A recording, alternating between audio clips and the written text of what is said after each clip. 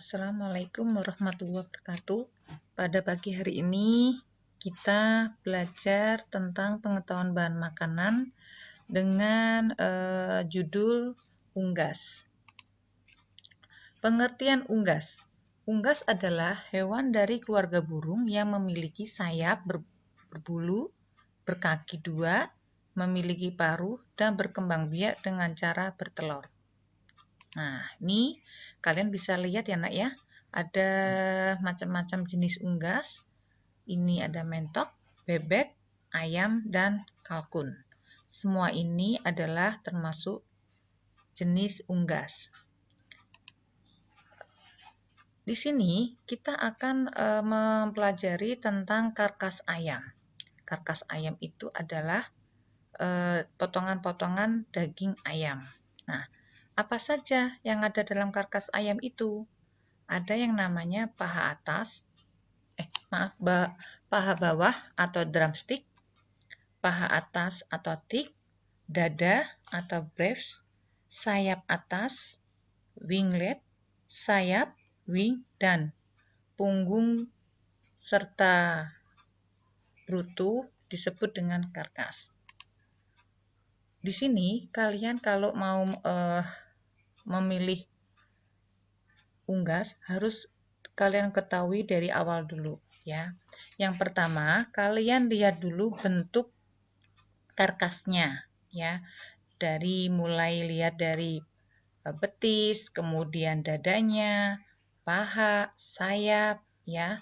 Itu kalian lihat dulu itu memiliki tekstur daging yang tebal.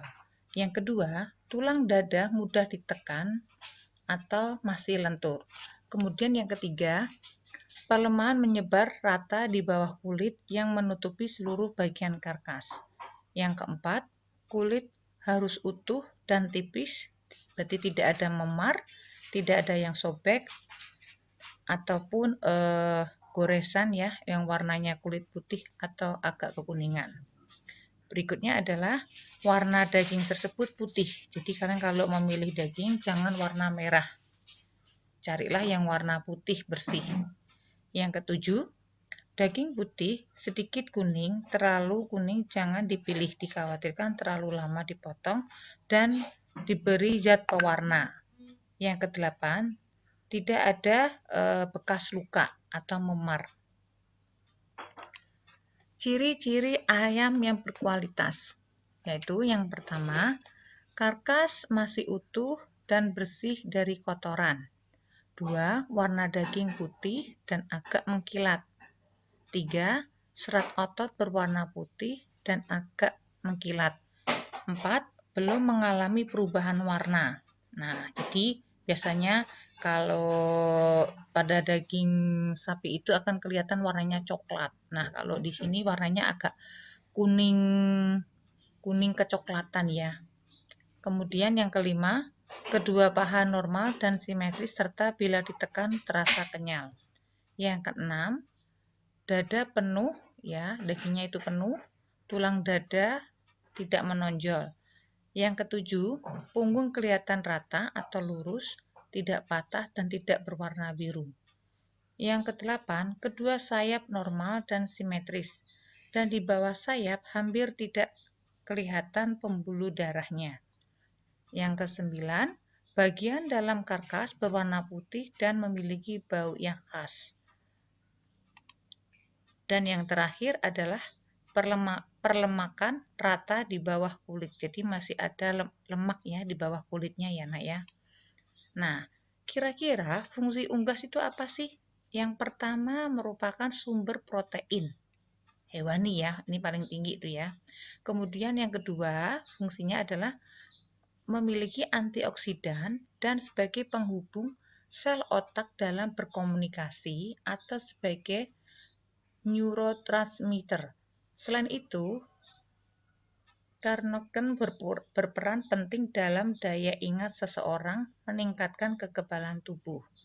Yang ketiga, mengurangi dan mencegah kerusakan sel yang disebabkan oleh amyloid beta atau zat yang ditemukan di dalam otak pasien Alzheimer.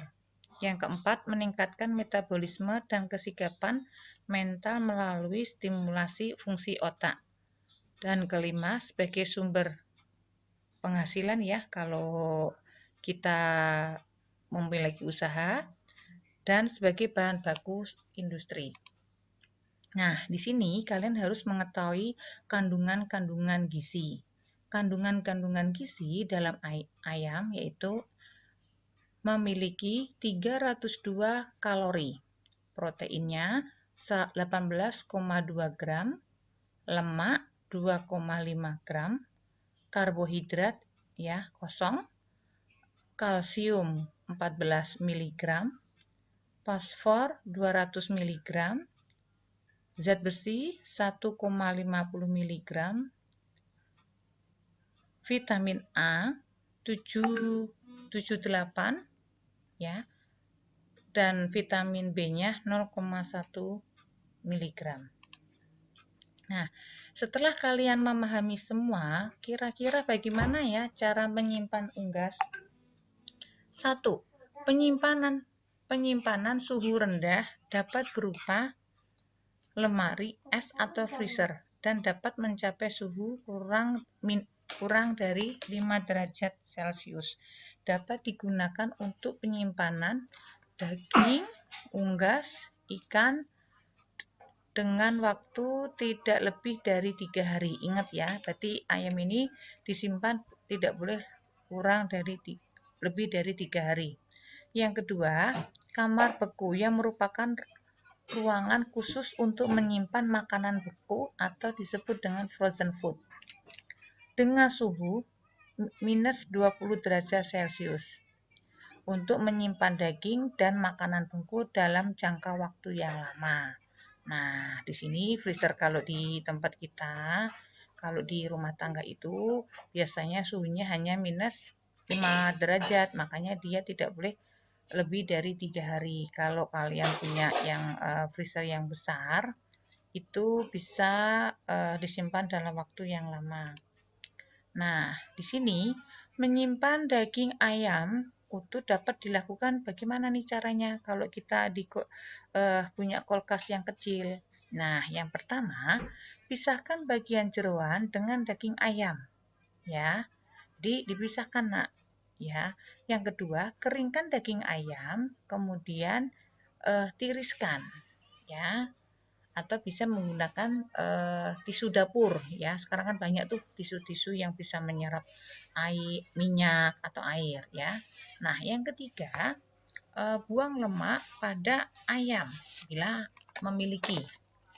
Yang keempat, bungkus dengan plastik wrapping, ya, atau bisa dimasukkan dalam plastik kilauan, atau bisa ditempatkan dalam wadah yang tertutup rapat. Seperti apa? Seperti mungkin bukannya ibu menyebut nama merek ya, kayak Tupperware atau tempat-tempat plastik yang kedap udara. Kemudian diberikan label, kira-kira ayam ini itu disimpan tanggal berapa dan sampai berapa kalau di freezer rumah tangga. Nah, kalau industri yang besar itu juga ada namanya expired. Jadi mulai menyimpannya itu harus dibeli label. Nah, setelah kalian mengetahui cara menyimpannya, kira-kira punya bayangan enggak hasil olahan ayam itu apa sih? Nah, hasil olahan unggas yaitu ada sosis ayam. Ya, sosis ayam ini biasanya itu pakai selongsongnya bisa menggunakan plastik atau dari apa itu? Kalau kita itu biasanya menggunakan usus sapi kalau dulu ya. Nah, kalau sekarang itu sudah ada selongsong sosis. Yang kedua ada nugget. Kalian semua tahu kan nugget. Nugget sekarang itu sudah banyak digemari ya nak ya. Dan juga banyak industri yang lain nugget itu dikombinasi dengan bahan-bahan yang lain. Apa aja sih nugget yang bisa ditambahkan dengan bahan lain?